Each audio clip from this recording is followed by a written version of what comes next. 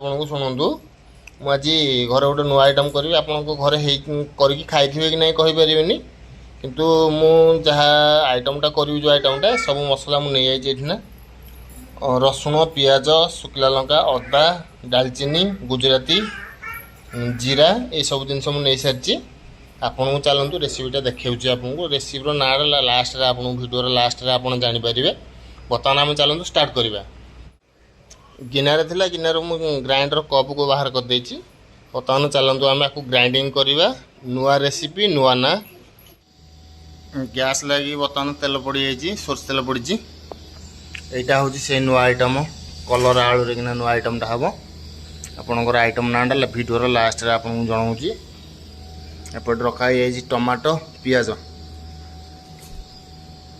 କଟିକିରି ରଖାଯାଇଛି। ତାପରେ ପିଆଜ ଦେବ।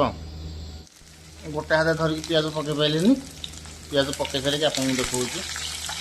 ଏଠି ଖାଲି ପିଆଜ ଖାଲି ହିଁ ପଡ଼ିନି, ଆଧିରେ କିନା ଜିରା ପଡ଼ିଛି, ଶୁଖିଲା ଲଙ୍କା ଖଣ୍ଡ କରିକି ପକା ହେଇଛି। ଆପଣ ବି ପକାଇ ପାରିବେ। ପିଆଜଟା ବେଶୀ ସମୟ ଭାଜିବିନି, ଅଳ୍ପ ଭାଜିବେ, କାହିଁକିନା ସେ ଆଧିରେ ବି ଆମେ ଆଳୁଟା କଲରାଟାକୁ ବି ଭାଜିବା। ଟିକେ ଭାଜିଲା ଟାଇପ୍ର ଯେମିତି କଲରାଟା ସେଇ ଟାଇପ୍ର ହେବ।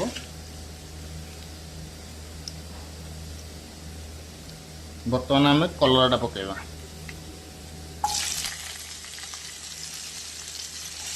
କଲରାଟା ଚକାଚକ କରିକି କାଟିବେନି, ତାକୁ କଲରାଟାକୁ 4 ଫାଳ କରିକି ପିସ୍ ପିସ୍ କରିକି କାଟିବେ। ଏଇ ଟାଇପ୍ର ଦେଖି ଦିଅନ୍ତୁ, ଏଇ ଟାଇପ୍ର କଲରାଟା କାଟିବେ, ଗୋଲ ଗୋଲ ସାଇଜ୍ର କାଟିବେନି। ଆଳୁଟାକୁ ବି ସେଇ ସାଇଜ୍ର କାଟିବେ, ଏଇ ସାଇଜ୍ର ଆଳୁ କାଟିବେ।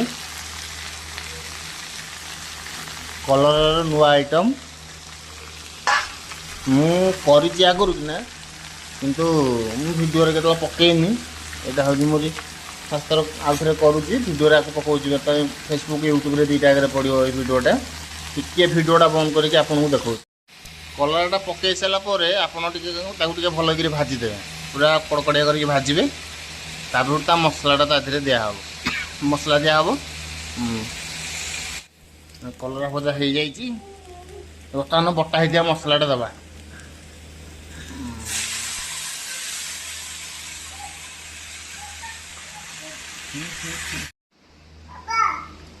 ଟମାଟୋ ପକାଇ ଆପଣଙ୍କୁ ଦେଖାଇ ପାରିଲିନି, ଆପଣ ଟମାଟୋ ପକାଇବେ। ଆଉ ଟମାଟୋ ଯେତେବେଳେ ପୁରା ମଳିଯିବ ଜାଣିବେ ଯେ ହେଇଗଲା।